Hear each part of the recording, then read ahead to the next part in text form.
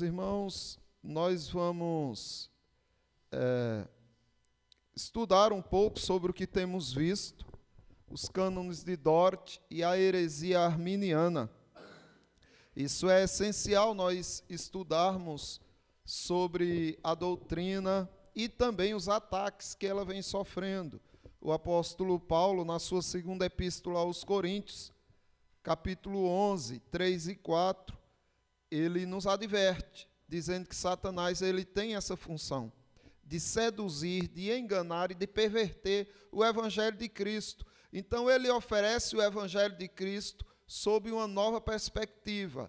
Ele oferece o Jesus Cristo de uma forma distorcida do que a Escritura apresenta. E quem não tiver conhecimento, firmeza na palavra, vai ser enganado. E temos visto, não é, que na história foram contestadas algumas doutrinas da palavra de Deus, os quais os pastores reunidos no Sínodo de Dort perceberam que o que Jacobus Armínio estava apresentando eram heresias que atacavam diretamente, primeiro, a eleição de Deus, a eleição incondicional de Deus.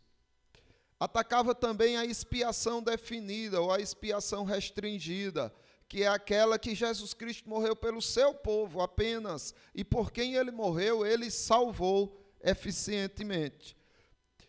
A doutrina da depravação total também estava sendo atacada, que é a doutrina que diz que o homem está morto em delitos e pecados, então ele jamais pode escolher a Deus, ele jamais pode querer Deus, se Deus não o ressuscitar espiritualmente.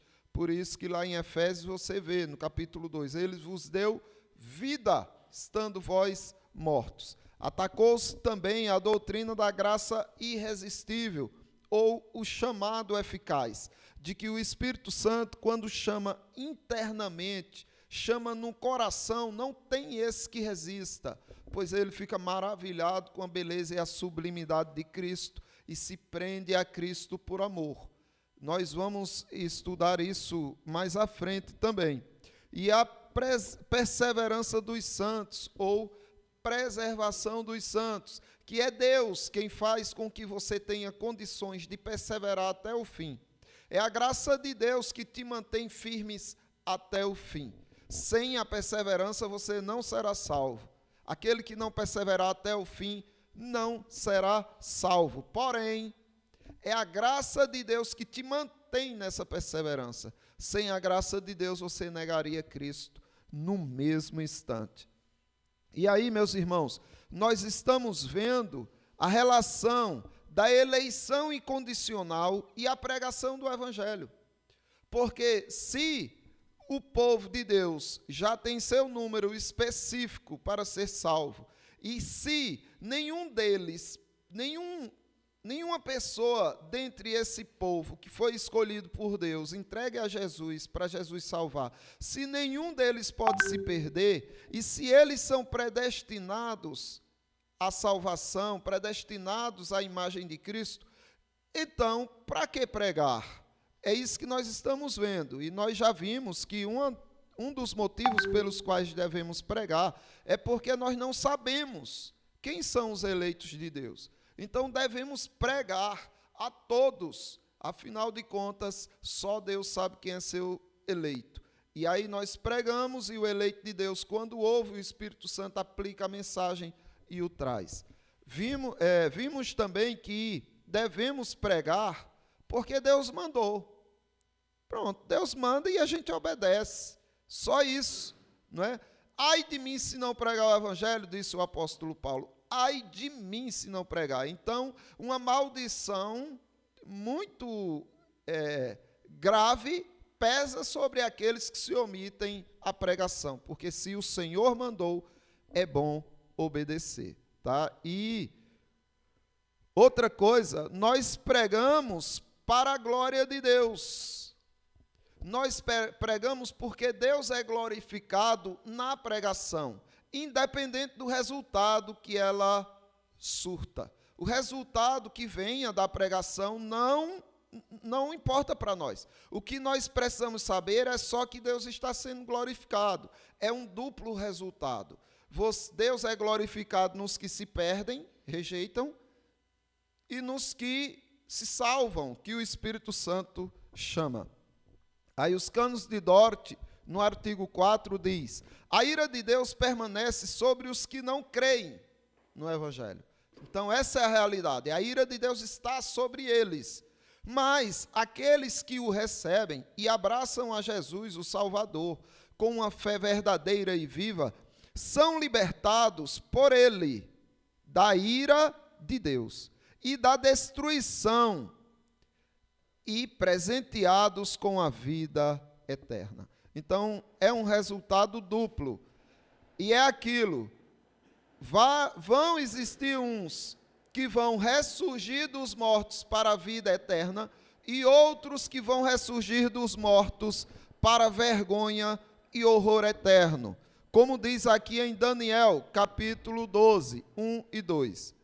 Nesse tempo se levantará Miguel, o grande príncipe, o defensor dos filhos do teu povo, e haverá tempo de angústia, qual nunca houve, desde que houve nação até aquele tempo. Mas naquele tempo será salvo quem?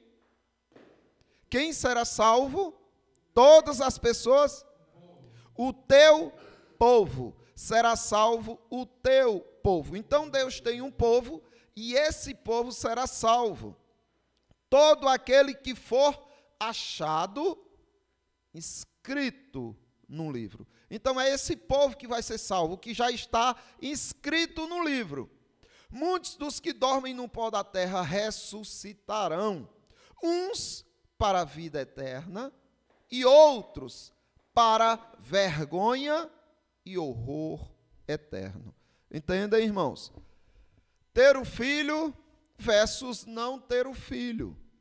Aí é o duplo resultado da pregação. Você prega para as pessoas, alguns vão receber Jesus Cristo e outros vão rejeitar Jesus Cristo. Veja o que diz Salmos 2, 12 e o Evangelho segundo João 3, 36.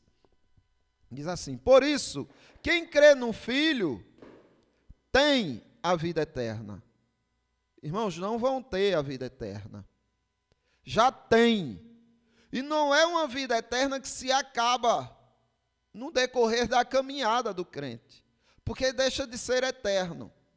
Só o termo da palavra já garante a tua salvação. Aquele que crê no Filho tem a vida eterna.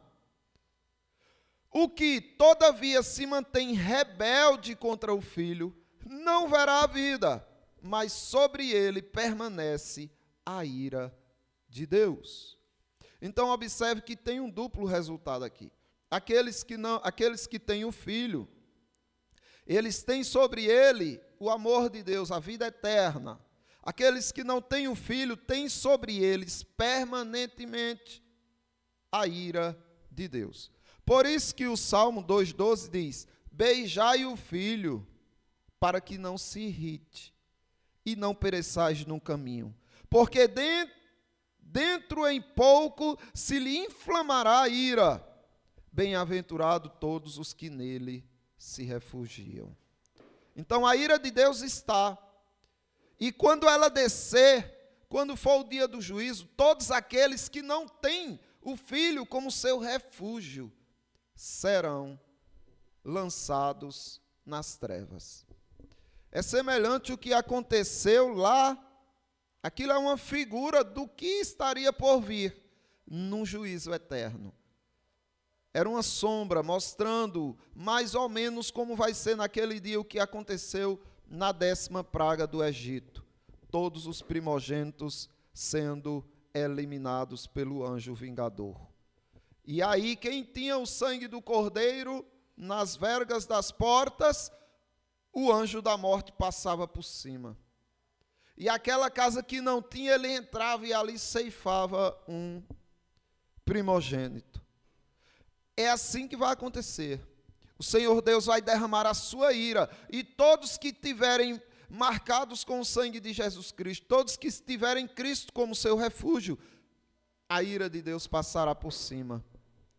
Passagem, Páscoa. E aí alcançará todos os que não têm o Filho. Mas isso é fruto da pregação. Salvo pela fé na palavra, condenado pelo tropeço. Observe o que diz o apóstolo Paulo aos Romanos, capítulo 10, o versículo 9. Se com a tua boca confessares Jesus como Senhor, e em teu coração creres que Deus o ressuscitou dentre os mortos, serás salvo. E aí ele diz, não é? Como ouvirão se não há quem pregue? E como pregarão se não forem enviados? Não é? E como crerão se não há quem pregue? E aí ele diz, quão formosos são os pés daqueles que anunciam boas novas. Então, os eleitos estão espalhados por aí ainda em trevas, dominados pelo diabo. Mas o poder da pregação poderá salvá-los. Não é? Agora que a pregação tem que ser a pregação da palavra de Cristo. Aí Romanos 9, 32 e 33 já mostra o outro lado. Observe, por quê? Porque não decorreu da fé, e sim, como que das obras, tropeçaram na pedra de tropeço. Como está escrito, eis que ponho em Sião uma pedra de tropeço e rocha de escândalo, e aquele que nela crê não será confundido. Porém, muitos tropeçam em Cristo, muitos tropeçam na palavra, e esse tropeço deles os leva à condenação. Mas é aquilo, você leva o evangelho, você não é responsável pela vida do teu ouvinte. Não é a tua insistência, os teus argumentos que vai mudar alguma coisa ali. É a atuação do Espírito Santo que faz a diferença. É um duplo propósito.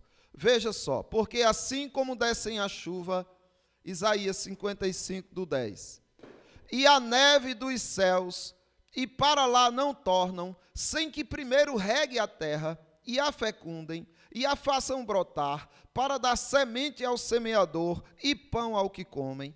Observe, Deus ele está usando a linguagem natural, da existência natural das coisas. E ele está dizendo, olha, não vai nascer se a terra não for regada pela chuva. Não vai brotar os frutos. Ah, não, já está decretado que nós teremos o alimento do dia a dia. Então não vamos trabalhar, não. Ninguém faz isso, não é? Esses que dizem que porque Deus decretou todas as coisas, não precisa ir pregar, eles não se omitem em relação ao trabalho. Porque se Deus decretou quem vai ser salvo, é certo que Deus decretou também o alimento que você vai ter na sua mesa. Mas por que eles correm atrás do alimento e não vão pregar? Não há coerência nesse tipo de justificativa. Aí Deus está dizendo, olha, do mesmo jeito que eu decretei que só vai haver fruto se a chuva regar a terra, assim também. Assim será a palavra que sair da minha boca. Não voltará para mim vazia, mas fará o que me apraz e prosperará naquilo para que a designei. Então vamos lá. Deus usa você como nabi, como boca, né? Você é boca de Deus e lança a palavra. E a pessoa não se converteu. E agora? A palavra de Deus foi em vão? Não, Deus está dizendo, ela não voltará vazia, ela trará o seu fruto, ou de condenação ou de salvação. Porque assim é a palavra, ela tanto salva como condena. Não voltará para mim vazia, mas fará tudo que me apraz e prosperará naquilo para que a designei. Saireis com alegria e em paz sereis guiados. Os montes e os outeiros romperão em cânticos diante de vós, e todas as árvores dos campos baterão palmas. Em lugar de espinheiros crescerá o cipreste, e em lugar de sarça crescerá a murta, e será isto para a glória do Senhor, e memorial eterno, que jamais será extinto. Mas observe, Deus, ele será glorificado no que a palavra fará. Não é no que o homem fará para com a palavra, é no que a palavra fará, independente do que o homem faça para com ela. Um salvo e o outro é condenado. É simples, pode falar, Carlos.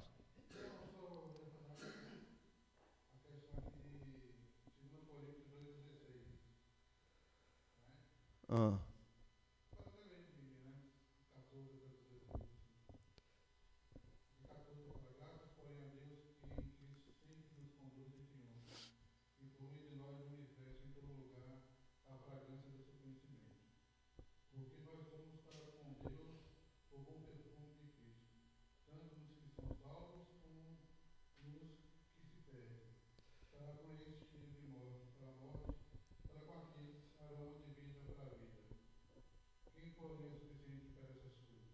Justamente. Então, nós somos o bom perfume de Cristo e nós levamos o Evangelho. É quando nós somos o bom perfume de Cristo. Mas Cristo se agrada de nós não porque um é salvo e o outro não é. Ele se agrada de nós porque nós levamos a palavra. E aí, ele é glorificado tanto no que é salvo como no que perece.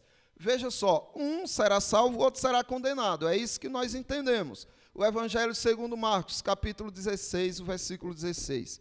Quem crer e for batizado será salvo. Quem, porém, não crer, será condenado. Então, é simples assim. Creu, é salvo. Não creu, será condenado. E aí é que está. É o propósito de graça ou de justiça. É o texto que Carlão leu aí, 2 Coríntios, capítulo 2, 15 e 16. Porque nós somos para com Deus o bom perfume de Cristo. Para Deus, nós exalamos um aroma suave, o aroma de Cristo. Tanto nos que são salvos, quanto nos que se perdem. Assim Deus nos vê. Você prega, escarneceu do Evangelho, não quer saber. Deus se alegrou com você, porque você pregou o Evangelho. Para com este, cheiro de morte para morte. Ou seja, este aroma que agrada a Deus, para eles foi cheiro de morte para morte. Para com aqueles, ou seja, os que foram salvos, aroma de vida para a vida. Quem, porém, é suficiente para estas coisas. Então, nós precisamos entender isso. Deus tem o seu povo.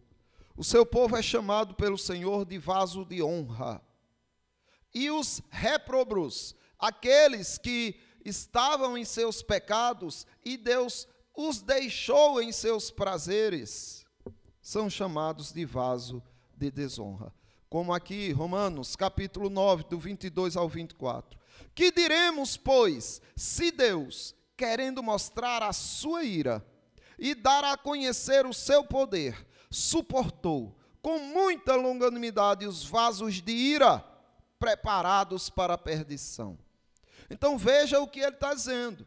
Ele está dizendo que Deus estava irado com os vasos de desonra, com os vasos de ira.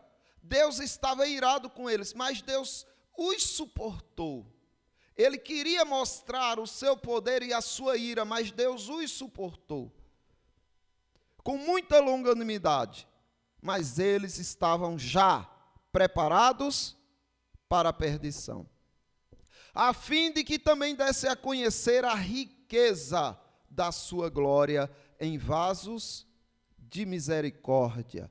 Entendam, misericórdia. Não é vasos de justiça, porque ninguém é justo. Misericórdia significa que você estava na mesma condição do outro, mas Deus disse, não, peraí, eu vou me compadecer de você.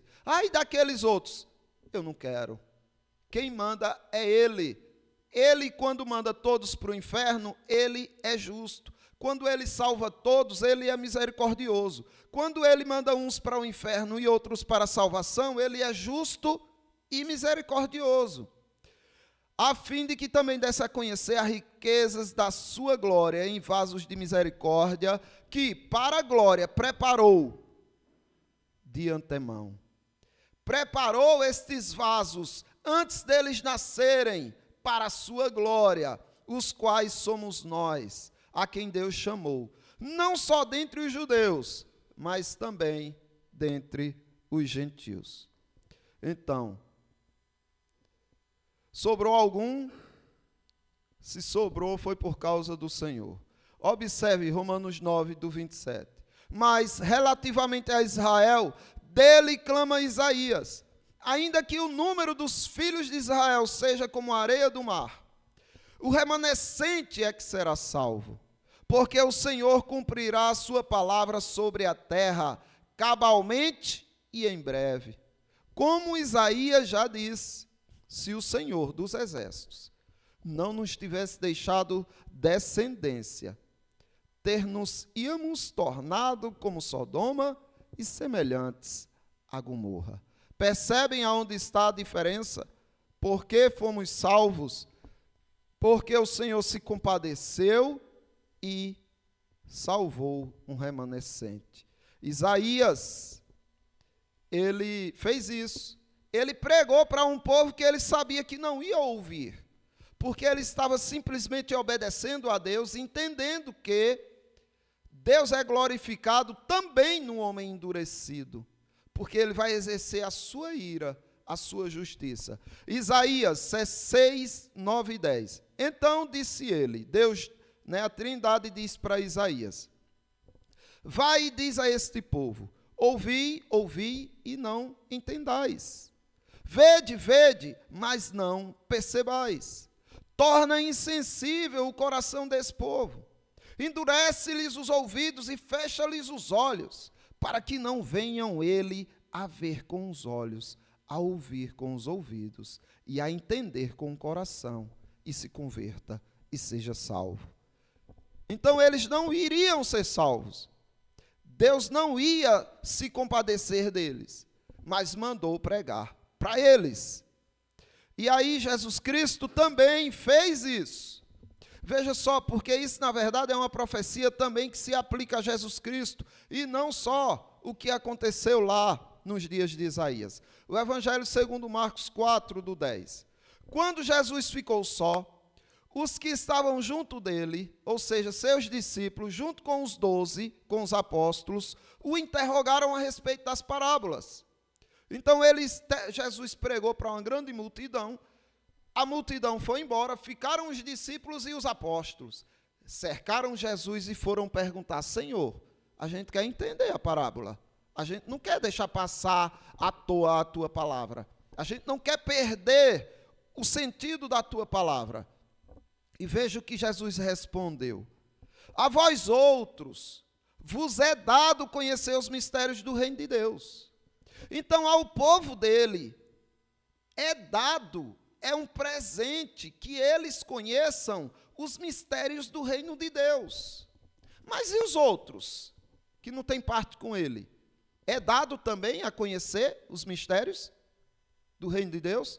Não, o próprio Jesus diz: mas aos de fora, tudo se ensina por meio de parábolas. Para quê? Vendo, vejam, mas não percebam. Ouvindo, ouçam e não entendam, para que não venham a converter-se e haja perdão para eles. Para que eles não se convertam, para que eles não tenham perdão. Então lhes perguntou: não entendeis esta parábola? E como compreendereis todas as parábolas? Ou seja, aí Jesus Cristo requer esforço do seu povo, dedicação, aplicação, estudo do seu povo. Olha, se vocês não estão entendendo esta parábola, o que será das outras? Vocês têm essa responsabilidade, porque vocês têm o Espírito Santo. Vocês podem aprender sim, se vocês se submeterem à minha palavra. Mas entenda, meus irmãos, Jesus Cristo pregava para vários. Para uns era para que eles se mantivessem na cegueira, para outros era para que eles conhecessem os mistérios do reino de Deus. Alguma dúvida, questionamento, acréscimo? Então vamos orar ao nosso Deus, agradecendo por mais esse momento que Ele nos concede. Irmão Lorivaldo.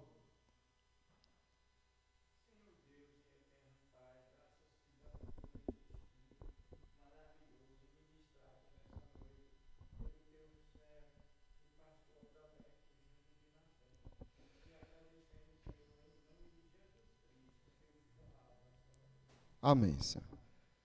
Então, meus irmãos, nós vamos tentar chegar mais cedo e se organizar também para que eu não me